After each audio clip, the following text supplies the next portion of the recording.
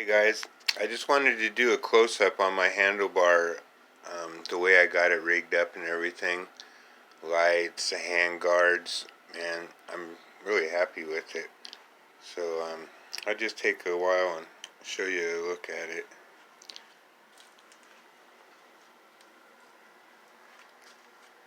Such an amateur. I have such a hard time with videos and holding everything still, getting good pictures.